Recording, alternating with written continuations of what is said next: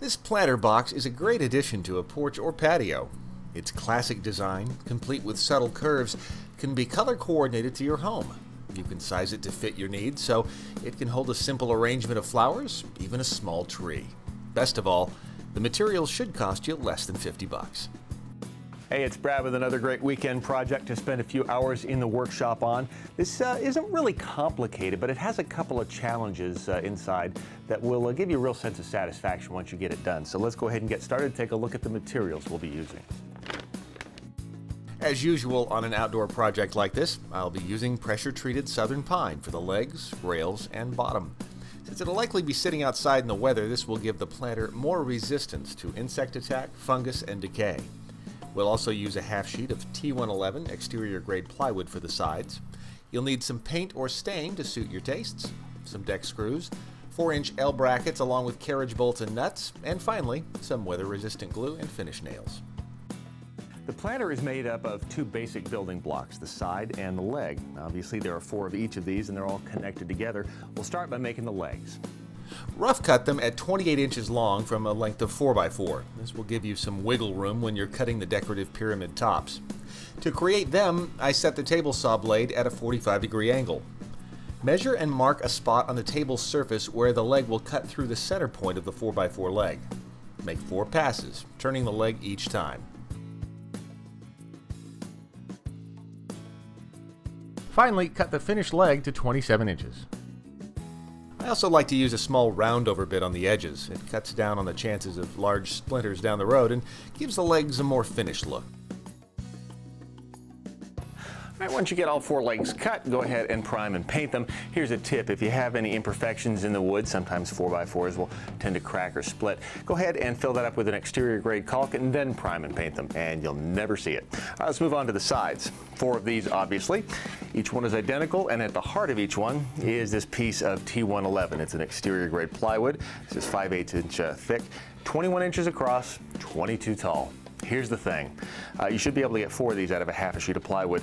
Make sure you have a groove running down the center. In other words, cut them so it's symmetrical. If you don't get into that sort of thing, don't sweat it, but you'll still be able to get 4 pieces out of a half a sheet. Once they're cut, go ahead and prime or seal them. The trim on each side is made up of 2 lower rails, 2 upper rails, and a cap. The bottom rails are 21-inch long pieces of 1x4. Obviously, you'll need 2 for each side, 1 for the inner, 1 for the outer. Once you've got all these cut, use a roundover bit to soften the top edge of the outside rail. Once they're all rounded over, just go ahead, prime and paint them. Don't forget to make sure you prime those ends. That's a primary source of water infiltration. All right, our first real challenge of the project comes from bending these 1x4s. A lot of forearm strength along the top. Let's make it easier. Just kidding. Let's use some 1x6. Now this will do is allow us a little extra real estate to create a nice curve. Now the degree of the curve is up to you. The plans call for 120 degrees. I say you can fudge that a little bit. Lots of ways to make a curve. Easiest way is just to take a piece of flexible molding and bend it along that board and trace it out, and you've got yourself a nice curve. Any way you like it. Now the more important thing here is, since we're going to be making 8 of these pieces, that's a lot of curves to draw out. So let's make a pattern. And we're going to use a piece of this tempered MDF to make the pattern. The reason is this is has a nice hard edge to it. So when we get to the router table, that bearing won't eat into it and possibly warp some of the pieces.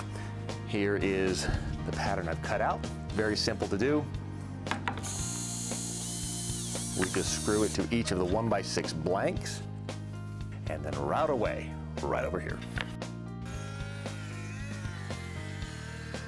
The flush cut bit will ride along the MDF pattern and create a perfect copy on the pine.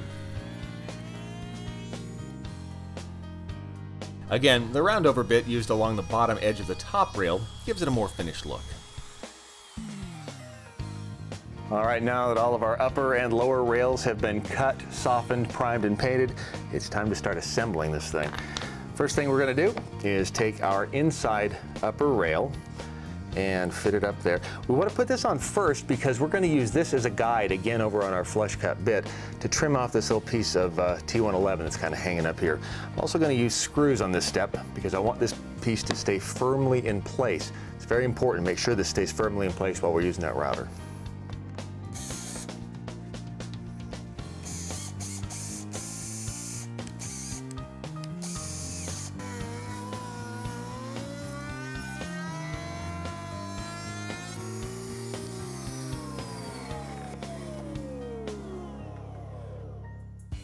Once all the tops have been trimmed, install the inside lower rail using glue and finish nails or a nail gun.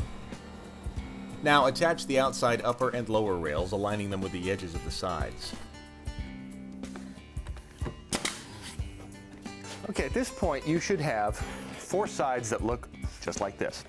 How do we get them to go from there to here? We add our top cap, and you'll notice that top cap does follow the contour.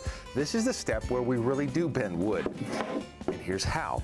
Cut 4 lengths of 1x4 to 22 inches. Wet the wood and let it sit out for about 20 minutes. You'll notice it gets a little more flexible.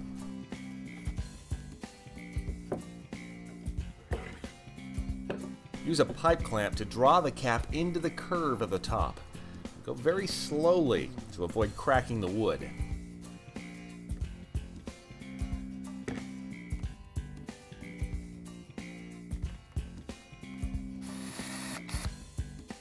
Drill pilot holes and install exterior grade fasteners designed for use in pressure treated wood.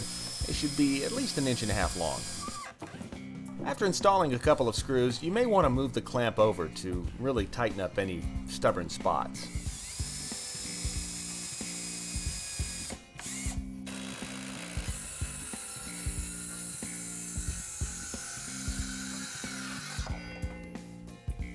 Then use the roundover bit to smooth the outside edge.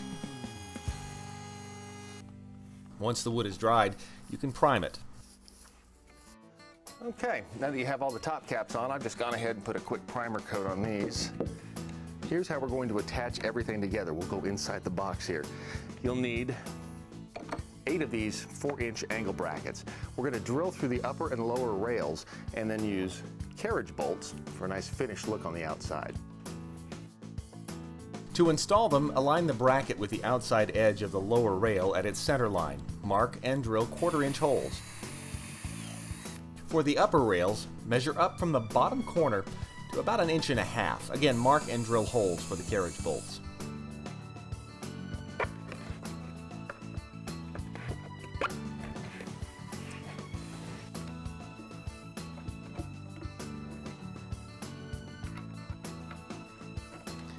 Okay, you should have 2 sides with brackets, 2 sides without brackets. Now let's join them up.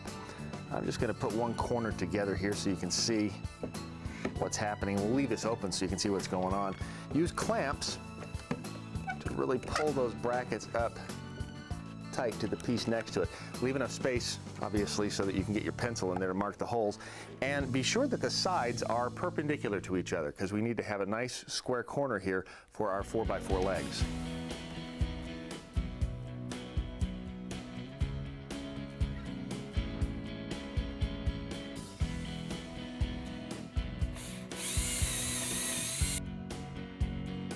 All right, we got our sides propped up on a couple of scraps of 2x4. That's going to give us the clearance underneath that bottom rail, so our leg sits on the ground and the rest of the planter is kind of raised. Now inside, here's how we're going to attach the legs. We're going to go through our upper and lower rails. We're going to toenail with 2.5-inch deck screws right into those legs, and that's going to give us the support we need to hold this planter up. By the way, this thing gets kind of heavy when you get it all put together, so you need somebody else around to help you move it around. Start the bit straight into the wood, and once it catches, slowly turn the drill on an angle and continue drilling the pilot hole.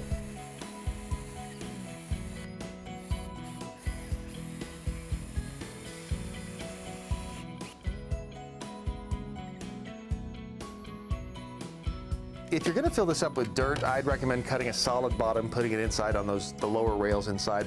Otherwise, if you're just going to set a big pot in here, a few scraps of 1x6 across the bottom will be fine, and that will allow any excess water to drain out. Either way, you're going to have a great looking project for years to come. Thanks for joining me. See you next time.